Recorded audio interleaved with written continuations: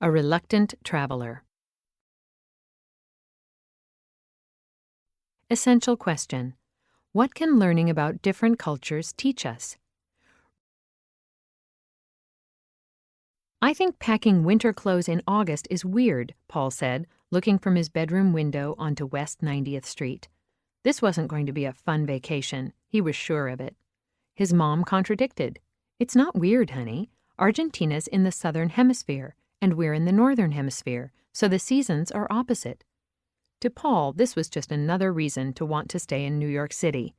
Paul wanted to spend the rest of his summer break hanging out with his friends, and not with Aunt Lila and Uncle Art in a faraway country. Paul's parents, Mr. and Mrs. Gorski, were teachers, and this was a chance they couldn't pass up. Their apartment had been covered with travel guides full of cultural information ever since Mrs. Gorski's sister and her husband had relocated to Argentina 6 months ago.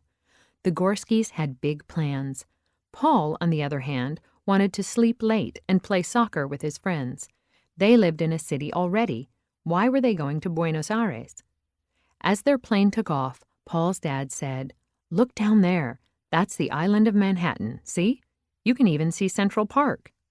Paul never realized how surrounded by water New York was.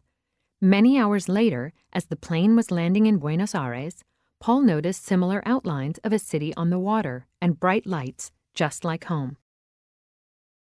"We have so much to show you," Aunt Lila gushed when they met at the airport.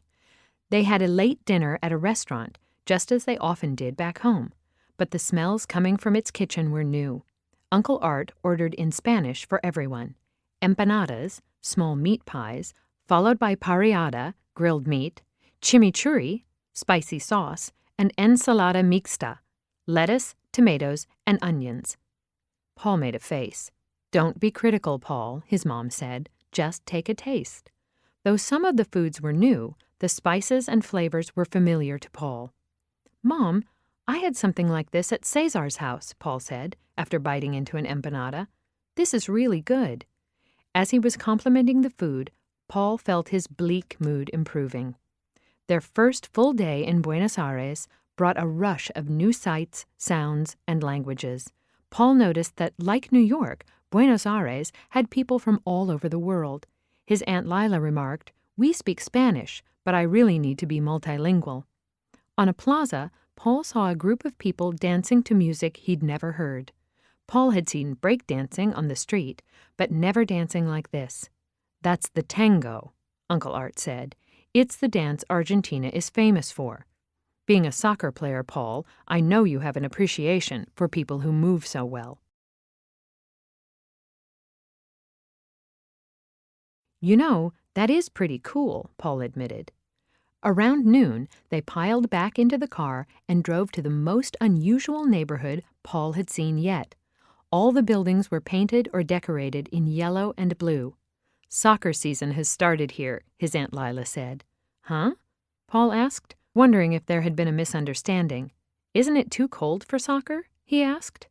"It's nearly spring, and," his aunt added, "Boca and River are playing at La Bombonera, the famous stadium, this afternoon." She held out her hand, which held 5 tickets to see these big teams play. Paul couldn't believe it. "We're in the neighborhood of La Bombonera," Uncle Art said. "When Boca beats their rival River, the people decorate their neighborhood in Boca colors." "Maybe I could paint my room in soccer team colors," Paul blurted. His mom smiled.